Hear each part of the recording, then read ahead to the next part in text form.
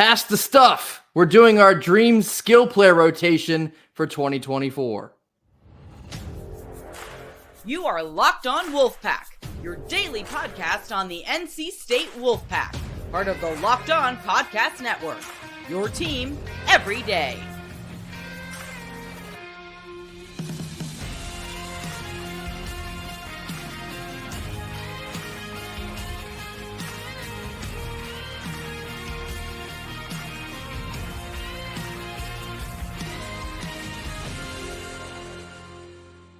What's up, Wolfpack Nation? It's time to get locked in with Locked On. Thanks for making Locked On Wolfpack your first listen each and every day. We are free and available wherever you get your podcasts and on YouTube, part of the Locked On Podcast Network, your team every day. Today's episode is brought to you by FanDuel. Make every moment more. Right now, new customers can get $150 back in bonus bets guaranteed when you place just a $5 bet. Visit FanDuel.com/lockedon to get started. Happy Tuesday to all. As always, I'm Grayson Boone, joined by former Wolfpack defensive tackle Kenton Gibbs. As I mentioned, we're going to dive into the skill player outlook. Disclaimer on these are simply just projections, maybe even less than projections. It's just a wish list type of thing. We're going to revisit this several more times as we get through spring ball throughout the summer before we finally kick this thing off in the fall. These are just projections based on what we would like to see as far as the skill positions go here in 2024. Kenton, we're going to start with the tight ends. Give me your starter and then the guy you have in your 2D. You know, tight end is such an interesting position because Justin Jolie is listed as a wide receiver. He is. The interesting thing about that is he's 1 inch shorter than Juice Vereen, but 20 pounds heavier. So it's like, what's really going on here? But with that being said, if he's listed as a wide receiver, then I'm going to go ahead and agree with the coaches because they know better than me. They're around these guys all the time and whatnot. So I'll say Juice Vereen is my starter. And our transfer, the young man from Ontario, Dante Daniels, is my backup / situational blocking type of tight. You will probably hear Justin Jolie's name several times, and something that makes him a dynamite prospect for NC State is you can fit him in so many different slots. However, I also do not have Jolie listed as tight end here. My starter, actually, I'm going the inverse. I'm going to put Dante Daniels out there because he is 6'6". And when you have a body that large, in addition to your offensive lineman, you can get a lot of things done on the ground, hopefully, if he's able to block at a high level. So my guy in the 2 deep, I have Juice Vereen. Still think the world of Juice. His potential is still sky high here at NC State, and hopefully you get to see him unlock that in 2024. But that's what I have as far as tight end. Moving forward to the X wide receiver slot. Kenton, what do you have here? You know, these wide receiver slots, particularly outsides, they're so interesting because they can go so many different ways, right? Yeah. And you think of your X as your guy. Like this is the guy. He's the one that you find different ways to give him the ball and all that good stuff. And so this one was the easiest receiver slot to me as far as the starter goes because this one got to be Noah Rogers. Got to be Noah Rogers. That's the guy that I'm like, hey, if there is the ball needs to be in anybody's hands, hey, let Noah build the arc and they will come. 2 by 2, touchdown by touchdown. I want to see Noah Rogers at that position. And the backup I want to see for him, I know some people are going to hate me for this. I know some people are going to say he ain't played a down football yet. Give me Anderson in that slot. Give me Anderson in that slot. I think he's another one of those guys. I think the only thing that you may have to develop with Anderson is a little bit after the catch, make you miss and whatnot. But I think in terms of high pointing the ball and saying like, hey, we're in the red zone, we need one. That's a guy. I think we go there with it. I also have Noah Rogers as a starter at this position. I think, like you mentioned, this is about as clear cut as it gets. You bring Noah Rogers here from Ohio State, and you expect him to be an instant impact type of guy. I think he absolutely can be in 2024. And the or spot here is where I struggled. You could go Terrell Anderson. You could go Jakari Collins. You might have to have 2 ors because I think it's going to be a toss-up But something that is so fun about this team is the depth we now have at wide receiver. It's going to be a whole lot of fun to see what we look like in the spring game with all of this talent now all of a sudden after the wide receiver room was barren in 2023. It was KC, and then it was basically everyone else. We all know this. Yeah. So to have the depth we now have at the wide receiver position, there's so many possibilities. So I'm going Rodgers starting at the X, and I'll go the opposite because you said Anderson. I'm going to put Jakari Collins behind him in that slot. Now for the Z wide receiver, what do you have here? See, and this is the interesting thing, the difference between me and you. I've got Collins as my starter at the Z. I think that he's a guy. I think that he's a guy that another outside wide receiver, big body, goes up in high points. That I'd like to see more consistency than I saw from him, but his highs were really high. His highs were phenomenal. If we get more consistency out of Dakari, he'll be just fine. This offense will be just fine. And to back him up, I've got an or here. And the reason I have an or is because I think a lot more highly of this young man than some others do. Julian Gray or Keenan Jackson. Now, here's the thing. I think extremely highly about both of them. I think Julian Gray needs to be on the field somewhere. I want Julian Gray on the field somewhere. Inside, outside, I want him on the field. With guys like him, you need him on the field because that electricity and that, I don't know if dynamicism is a word, but that dynamic ability is to not add that into your offense. I don't care what offense in the nation you're talking about. You can use a guy like him. But Keenan Jackson, when I watch him, I don't know if he has one of the greatest receiver coaches in high school or if he just knows the game that well. He plays the game such an experienced manner. So those are the two that I would say as the backup there. Dynamicism is not a word, but I think we're going to run with that. We might have to tweet that if a wide receiver makes a spectacular play this year. Every time Julian Gray makes a play this year, dynamicism at its finest. Only on Locked On Wolf. So because I used Jakari Collins, the or spot for my X, I slotted him down to be the starter for the Z. Now, this is another one where there's so many possibilities. I have Collins as the starter for the Z. I then have Wesley Grimes as the or for the Z. And then I think if you want to go double or here, you could see a guy like Justin Jolie because he seems to be very dynamic in what he can do on the field. So he's a matchup nightmare. And I fully expect Robert and I to take advantage of that. So Collins and then Grimes at the Z spot. Now, this one's probably a dead giveaway. Inside wide receiver. Who do you have here? Well, this is so tough. I don't know who I would. Obviously, it's KC, but this is another one of those ors. And I want to say the or for this one, not for him, for the backup. The or being Grimes or Julian Gray again. Because, again, people know how I feel about Julian Gray. Get him on the field.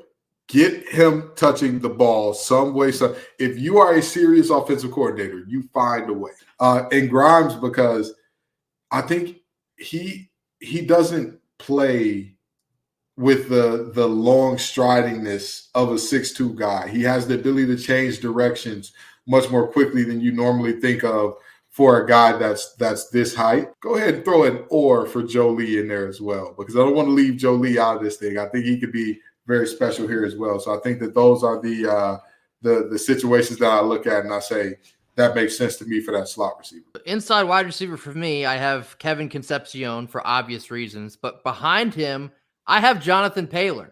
And I think Jonathan Paylor is a guy, another one that could come in and make an instant impact as just a freshman. He's such a dynamite athlete that he's another one where you feel like you got to find ways to get him on the field. And I think this is probably the most ideal spot for him behind KC. It's really hurting me that I keep putting myself in these bars because these guys are such dynamic playmakers. It's like there's so many options. You have to put them somewhere, and and I agree.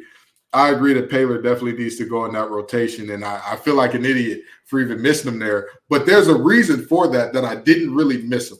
Go ahead, Grayson. Yeah, I mean, there's just so many names to now keep track of, and you feel like all of them could see significant time. It's a great problem to have. One that we haven't really ever experienced here at NC State. So running back now, what you got? So here's why I said I didn't miss him, but I know some people are going to feel like I did, because at this running back spot, I want Waters and then I want Raff or Paler. I want either one of those two as a second back or Smothers. Y'all know me. If you can't find a place to put him on the perimeter, boy, do I have a solution for you on how to get a guy the ball. And we're not averse to using a receiver at tailback, which is something we saw at KC a lot last year. Similar to wide receiver, we're now stunningly deep at the running back position as well. I have Jordan Waters as the starter. I think that is another one about as clear-cut as it can get. He's got to be your bell cow. He is your most talented, your most experienced running back. He's going to be the guy.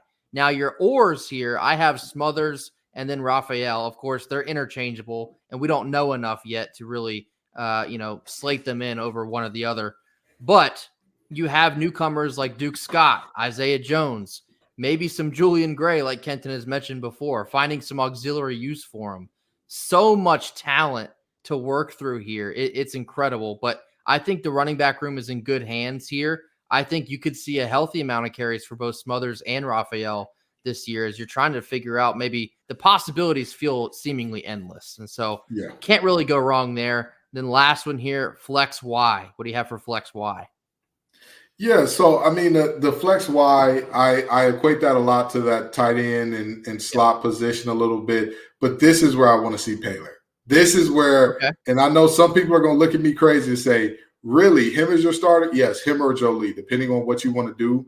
Though one of those two needs to be your starter in that spot, right? If you want to go with a bigger set where you could potentially motion a guy in and have him do some blocking, go Jolie. If you want to be in a more dynamic, explosive set where you're like, hey, we're going to stretch this defense out and make them cover every blade of grass on the field, you go with Paler. But either way you cut or slice it, I don't think you can go wrong with either one of those guys as the starter and the backup again. You mentioned a bigger set. That's actually what I went with here. I have Juice Farine starting at the Flex Y, and then I have Justin Jolie behind him. As I mentioned already, you can put Jolie virtually anywhere, and I can't wait to see what Robert and I does with that type of talent. But I would love nothing more than to see a breakout year for Juice Farine, to really see what he can do for this football program.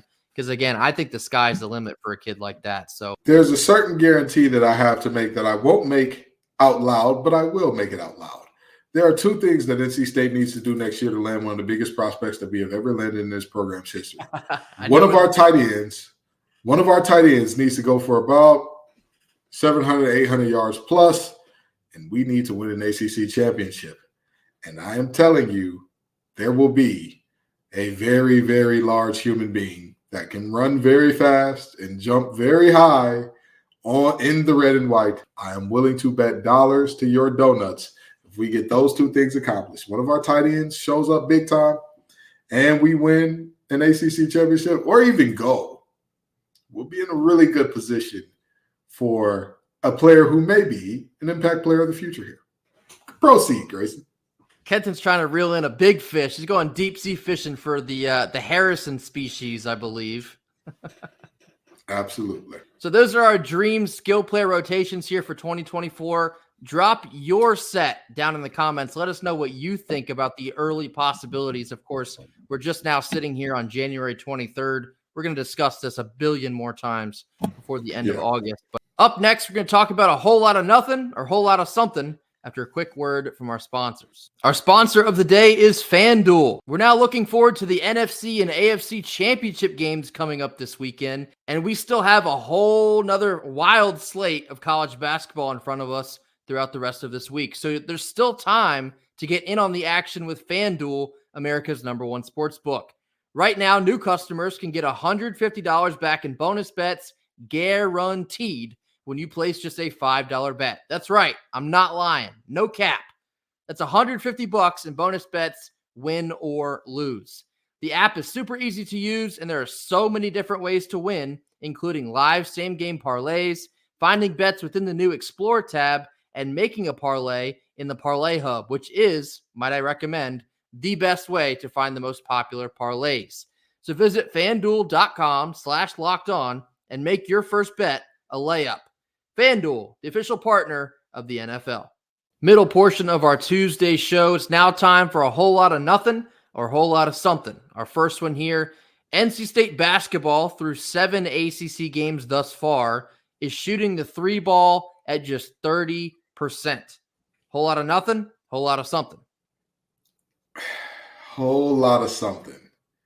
I'm hesitant to call a shooting slump something, but a shooting slump lasts generally 2, 3, 4 games for a team. For one player, it can last a little longer. We're looking at a prolonged stretch here. That's what? Right.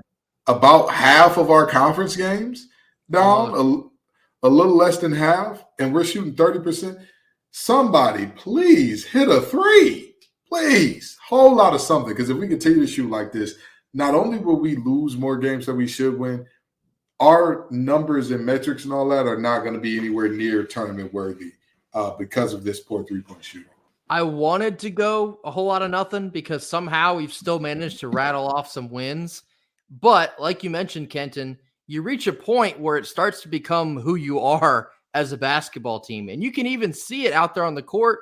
And I think the other night against Virginia Tech, some of our shooters have started to get a little bit timid. And not to call them out, but I look at Casey Morsell specifically, passed up several open looks that in the past you would have seen him fire away time and time again. So I think they've almost gotten in their own heads a little bit because they've struggled so much from deep. When you're reaching halfway through the ACC schedule and you're just bombing it from the perimeter, something's got to give here. So for right now, it's certainly a whole lot of something. I think this team is playing too tight at times, and I get the passion, I get the intensity, I get the energy. Loosen up. This is the game that you've been playing since you were a little child. Have fun with it and knock down some of those shots. Second one here, and I'm not trying to blow up his spot. DJ Burns is averaging just 11 points thus far in ACC play. A whole lot of nothing or a whole lot of something? Whole lot of nothing. I think that this is a product of so many other players on the team scoring efficiently.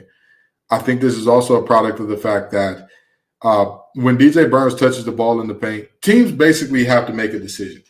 What are we most equipped to handle from NC State? Which one do you think teams are more likely to have?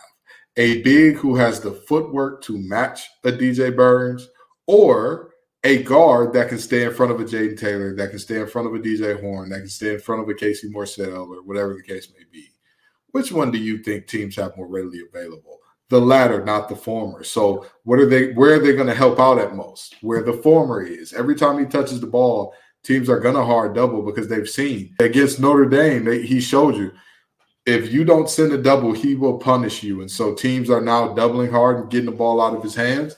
I'd like to see him establish a little bit better position maybe to help him kind of, it's much tougher when you're backing down from the three-point line or darn near, out 3-4 feet outside the elbow. But I think that if him getting in better position helps, but it won't stop teams from sending hard doubles when he touches it in the paint. So I think a whole lot of nothing. I think it's a little bit of something in a sense that the scouting report is out on DJ Burns. His first year in ACC play last year, I think maybe he surprised some folks with his athleticism that you might not picture a guy like him having, and then he'll drop 30 on you and you're like, where in the world did that just come from? But they know now what he is. And I think you've seen a more conscious effort to, effectively defend him this season. And I think at some point it's maybe gotten to him a little bit. Sometimes it's just making a bucket, and he struggled with that a little bit. You just got to keep him going. Eventually he's going to hit a stride here. I don't read so much into it. I think you just got to keep finding ways to get the ball in his hands, because more often than not, that's when good things happen for this basketball team. Last one here. In a stat graphic put out by College Basketball Analytics, this is a page on Twitter, they laid out the top three-man lineup combinations in the ACC based on offensive and defensive ratings. All 4 times that NC State showed up, Michael O'Connell was listed in the three-man rotation. Whole lot of nothing, whole lot of something. Whole lot of something. MOC needs to be our starting point guard. Point blank period. Point blank period. I get it. I understand that you risk losing something in terms of he's not the offensive guy. He's not the offensive threat that Horn is. He's not the defender that Taylor is. But I'm going to tell you something. Sometimes the nerds are right. Sometimes the nerds know something. And if the nerds are saying every time he's on the court, something good is happening for your team, or your team is playing at a higher clip than they are without him, analytics aren't always right. The pencil pushers, the pocket protector wearers, they're not always right. But they're not always wrong either. I'm just saying, maybe you kind of feel it out. Maybe you work out some type of lineup where you put O'Connell at the 1, Horn at the 2, Taylor at the 3. Figure out something to get O'Connell on the court. It's definitely a whole lot of something. And like you mentioned, sometimes the numbers really tell you all that you really need to be paying attention to. And I tweeted out that the Spark Notes version of all the numbers you're seeing listed there is that good things happen for NC State basketball when Michael O'Connell is on the court. And there is a little bit of give and take because, yes, if you do have O'Connell out there, maybe you don't have Horn out there. Maybe you don't have Morcell out there. Maybe you don't have Jaden Taylor out there. Morcell and Taylor, obviously, are the two of your better defenders on the team. So if you're losing one of those, your defense is not as good as it is otherwise. If you have Horn off the court, he's been one of your more consistent offensive players. So it's a lot of tinkering still going on. And that's a little frustrating being as we're getting into late January here and we're still trying to figure out lineups with all the depth that we have here. But something I do know is that Michael O'Connell changes the way that this team functions on both ends. You see the hustle plays from him on defense, not as gifted as a defender as a Jaden Taylor, but the hustle plays are always there for Michael O'Connell. He does the little things right. He makes the extra pass. He can see the court as more of a floor general. And I'm not just trying to hit off all the gym rat adjectives for a white point guard, but you understand what I'm saying here. He plays smart, cognitive, winning basketball, and that shows up even so in the numbers. So, and I'll tell you this: when Jaden Taylor got in foul trouble against Virginia Tech, I would have liked to seen O'Connell come in then because he's not as plus of a defender as Jaden Taylor is full force. But when he's reduced to like, hey, I can't reach, I can't, do anything to get myself in foul trouble, you can't tell me he's a better defender than O'Connell. And it's the same thing offensively in terms of Horn. When Horn is having one of those nights where he can shoot you in the game, he can also shoot you out. And when he's shooting you out, hey, I got just the thing for that. It's just that simple. If one of those two is having a bad night, he should definitely be a guy that you lean on and go to more because, again, we've talked about he's not as plus of a defender as Taylor. He's not as plus of a offensive weapon as Horn, but he brings you enough of both that if one of them is struggling, you're doing better to have him on the court than not. Coming up next, we're discussing the first of a couple football scheduling announcements to come out this week after a quick word from our sponsors. Last couple minutes of our Tuesday show, a little bit of NC State football scheduling news. It's not big news, but it's also not insignificant. The season opener for NC State football in 2024 will be on Thursday, August 29th. We welcome the Western Carolina Catamounts into Raleigh. Let me tell you why I think this is significant. One, it's a night game. That's great for the fans. We all love our night games. The Carter will probably be insane because of the hype building up for this 2024 season. But also, and I've seen a lot of people already comment on this, it gives you 2 extra days to start game prepping for Tennessee in week 2. Tennessee actually has to play on that Saturday. So not only do we get 2 bonus days, but the entire team and coaching staff can actually watch Tennessee play their first game against Chattanooga. Now, Kenton, you might have to answer this for me. I don't know if there's rules against gathering the entire team on a Saturday to watch, live film, but that's what I'd be doing if I were Dave Dorn. You want to be different this year? We're going to watch this Tennessee game as an entire team, and we're going to figure out how to beat these guys in 1 week's time. That is a perfect opportunity to get the jump on your opponent. Now, is Tennessee going to show everything they got against Chattanooga? Certainly not. But and if they have to, then you need to be less worried than you are. No, then we better be tuned in. Yeah, that's Yeah. right. Yeah. Any edge you can find against a prominent SEC team like Tennessee, do whatever it takes to give yourself a leg up, because that is one of the bigger games on the entire schedule. We've talked a little bit about the schedule in that the way it shapes out in NC State's favor. Tennessee is one of maybe 2 or 3 that's circled several times in red Sharpie. Have to be on our P's and Q's for that one. Yes, I absolutely agree. And the other thing, what's a catamount to a wolf, ladies and gentlemen? This needs to be a quick and easy wham bam, thank you, and move on. But more importantly than that, this game being on a Thursday instead of that Saturday means you're going to be one of the only teams in the nation playing that day. Yeah. It's a great time to put on the display to the rest of America, saying like, hey, we're here, we're announcing ourselves. And I know it's not a big name team that you're playing against in West Carolina. Still, putting the beats on them is putting the beats on them, okay? Because we've seen other teams, not going to say any names, Georgia Tech, play this Catamount team real close last year. We saw it happen. We saw a game where it was like 1 or 2 plays goes another way, and the Catamounts win that game. So, but also, like you talked about, that Tennessee team is going to be a new look Tennessee team in a lot of ways. So you're going to be asking yourself, okay, with all the pieces they're replacing, what do they look like now? That's going to be a big question here. And so even if they're not showing their, playbook in depth, you'll at least get to see, okay, these are their starters. These are the guys that they're wanting to trot out there and all that good stuff.